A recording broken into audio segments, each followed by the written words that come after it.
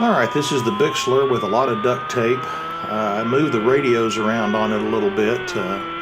Looks better, but it changed the directionality somewhat. I'm not getting as good a signal, particularly when I fly out of the range of the Yagi. So here we are climbing out, about 170 feet. You can see the video starting to break up as I turn away from the direction that the sniper is pointing.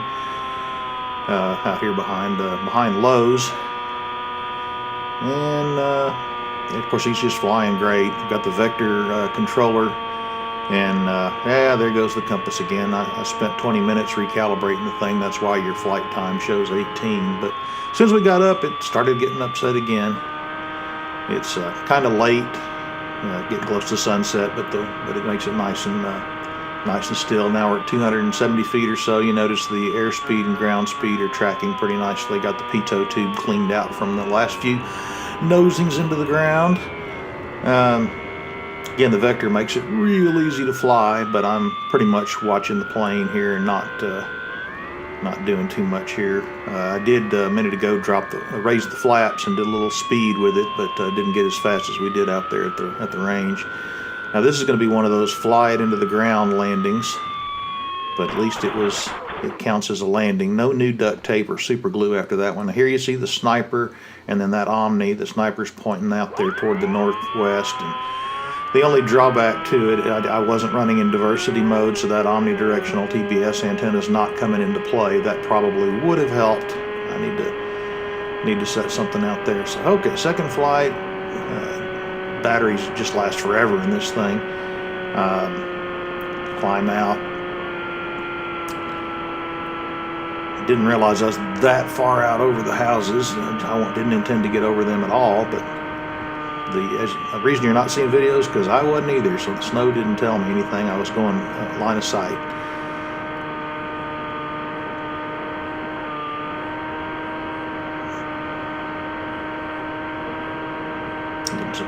Nice views from up there.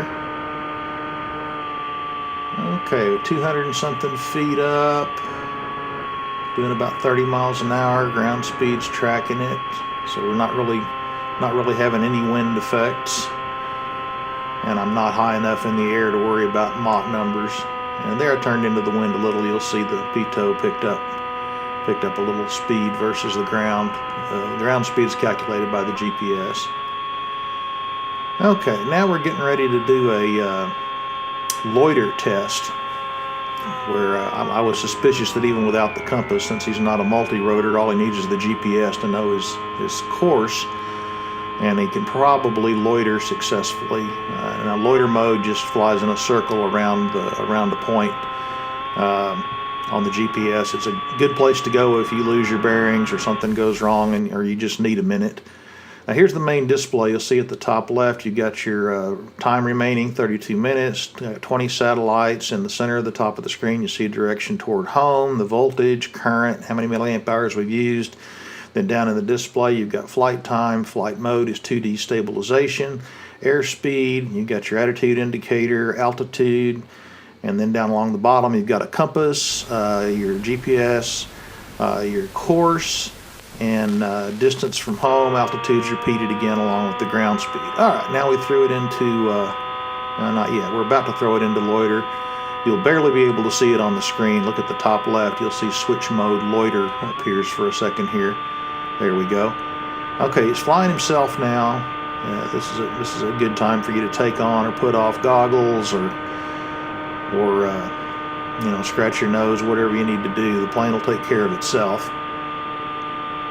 You can hear he's picked up speed. He's got throttle control. He's trying to hold current altitude and just fly in a circle. So you can blame that jerkiness on the Vector. It's not me. He's making continual little corrections. But like I say, the Vector flies it really well out of the box. Okay, we put her back into 2D stabilize, which again will prevent you from doing any kind of cool stunts or anything, but it'll also hopefully prevent you from augering it in. So we're dropping altitude quickly. I'm just bringing her in for landing.